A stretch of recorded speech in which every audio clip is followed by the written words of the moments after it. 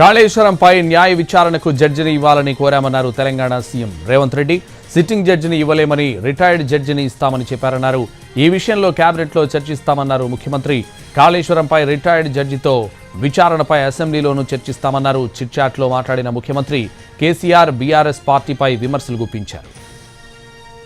మేడిగడ్డపై చర్చను పక్కదారి పట్టించేందుకు కేఆర్ఎంబీ అంశాన్ని కేసీఆర్ తీసుకుంటున్నారని అన్నారు సీఎం రేవంత్ రెడ్డి.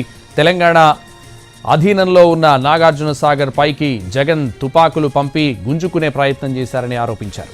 3 రోజులు పోలీసులు డ్యాం దగ్గర ఉన్నారని, అప్పుడు కేసీఆర్ ఎక్కడున్నారని ప్రశ్నించారు రేవంత్ రెడ్డి. ప్రతిరోజు 12 టీఎంసీ నీళ్లు రాయలసీమకు తరలించే పని చేసింది కేసీఆర్ కాదా అని ప్రశ్నించారు రేవంత్ రెడ్డి.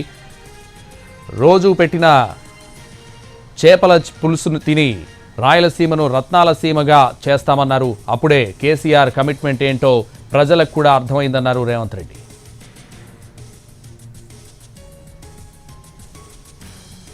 ఇదే విషయానికి సంబంధించి మరింత సమాచారం మా ప్రతినిధి చారి లైవ్లో అందిస్తారు. చారి,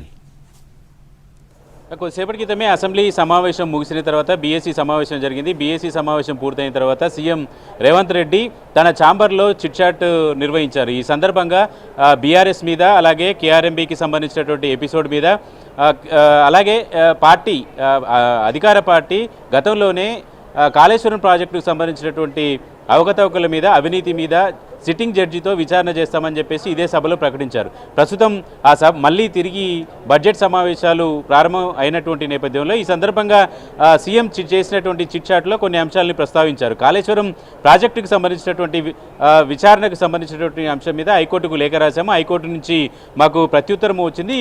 సిట్టింగ్ జడ్జిని ఇవ్వటానికి హైకోర్టు అంత సుముఖంగా లేదు, రిటైర్డ్ జడ్జిని ఇస్తామని చెప్పేసేటువంటి ఒక లేఖ వచ్చింది. కాబట్టి ఈ హైకోర్టు నుంచి వచ్చినటువంటి లేఖకు సంబంధించినటువంటి అంశం మీద క్యాబినెట్లో చర్చిస్తామన్నారు. అలాగే ఈ ఏదైతే ప్రభుత్వం సిట్టింగ్ జడ్జితో విచారణ చేస్తామని సభలో ప్రకటించిందో అదే సభలో హైకోర్టు నుంచి వచ్చినటువంటి రిప్లైకి సంబంధించినటువంటి అంశాల మీద సభలోనే చర్చించి సభ్యులందరి అభిప్రాయాలను తీసుకుంటామనేటటువంటి అభిప్రాయాన్ని కూడా సీఎం రేవంత్ రెడ్డి చెప్పారు. ఇక వరుసగా జరుగుతున్నటువంటి కేఆర్ఎంబీకి సంబంధించినటువంటి ఎపిసోడ్ కావచ్చు. ఈరోజు ఉదయం అసెంబ్లీలో బీఆర్ఎస్కు సంబంధించి ప్రతిపక్ష నాయకుడిగా ఉన్నటువంటి కేసీఆర్కి చాలా చిన్న గదిని కేటాయించారు అనేటువంటి అంశానికి సంబంధించినటువంటి చర్చ కూడా చేసింది బీఆర్ఎస్. కాబట్టి వాటి మీద కూడా సీఎం రేవంత్ రెడ్డి స్పందించారు. అసెంబ్లీలో ఉన్నటువంటి శాసనసభ పక్ష నేతకి ఎలాంటి ఛాంబర్ ఇవ్వాలి అనేది స్పీకర్ పరిధిలో ఉన్నటువంటి అంశము, దానికి ప్రభుత్వానికి సంబంధం లేదనేటువంటి అంశాన్ని ఇచ్చారు. అయితే ఎంత రూమ్ ఇవ్వాలి అనే దానికి సంబంధించినటువంటి నిబంధన ఏమీ లేదనేటువంటి అంశాన్ని కూడా ఆయన ప్రస్తావిస్తూ వచ్చారు. అలాగే పార్టీకి సంబంధించినటువంటి ఎమ్మెల్యేల మార్పుకు, పార్టీ ఫిరాయింపులకు సంబంధించినటువంటి అంశాల మీద కూడా చర్చ చేశారు రేవంత్ రెడ్డి. కేసీఆర్ని వెళ్ళి కలిసినప్పుడు జరగని చర్చ, ఆ పార్టీకి సంబంధించినటువంటి ఎమ్మెల్యేలు సీఎంగా తనని కలిస్తే ఎందుకు చర్చ చేస్తున్నారనేటువంటి అంశాలన్నింటిని కూడా ఆయన ప్రస్తావిస్తూ వచ్చారు. ఈరోజు తెలంగాణలో బడ్జెట్కు సంబంధించినటువంటి సమావేశాలు ప్రారంభమవుతుంది. గవర్నర్ స్పీచ్ అనేది చాలా ముఖ్యమైనది. కానీ అలాంటి ముఖ్యమైనటువంటి గవర్నర్ ప్రసంగానికే కేసీఆర్ రాలేదు. ఆయనకు ఉన్నటువంటి కమిట్మెంట్ ఏందో ఈరోజే అర్థమైంది.